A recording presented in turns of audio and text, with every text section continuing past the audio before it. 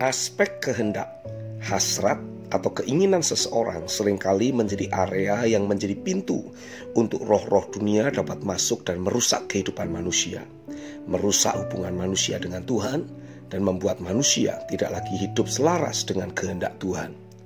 Membuat manusia menjadi inisiator dan bukan eksekutor. Dunia ini sedang terus lenyap dengan keinginannya. 1 Yohanes 2 ayat 16-17 dan 2 Timotius 4 ayat yang ketiga. Saya melihat bagaimana aspek kehendak dalam seseorang dapat menjadi suatu kekuatan yang besar untuk membawa seseorang mencapai apa yang dikehendakinya.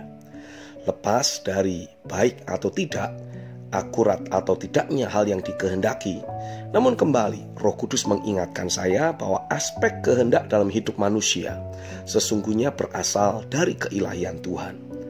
Area kehendak, hasrat, dan keinginan yang kita miliki sesungguhnya adalah sesuatu yang ilahi, karena Allah menciptakan manusia seturut rupa dan gambarnya. Kejadian 1 ayat yang ke-26. Ketika Allah menciptakan manusia, Ia memberikan area kehendak dalam hidup kita.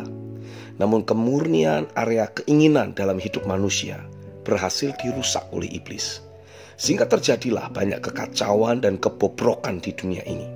Tetapi Roh Kudus menjelaskan bahwa aspek kehendak dalam diri kita adalah salah satu tanda kehidupan. Karena Tuhan tidak menciptakan manusia untuk menjadi robot yang taat sempurna karena diprogram. Ia menciptakan kita untuk menjadi miliknya yang mencintai Dia dan menggunakan kehendak kita untuk hidup seturut kehendaknya.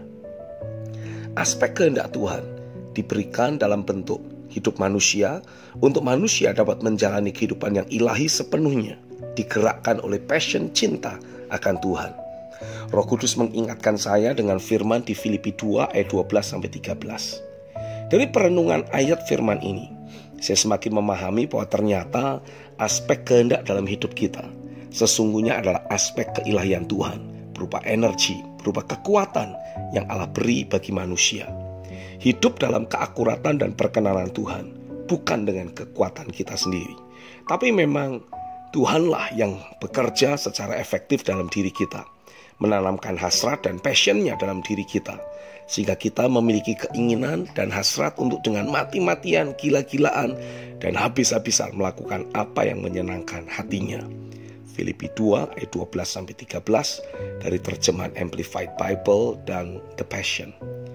Roh Kudus membukakan beberapa bagian firman yang memperlihatkan kepada saya bagaimana kekuatan kehendak atau the power of will yang akurat dapat membawa kita semakin mengenal isi hatinya dan semakin menyatu dengan pribadi Tuhan.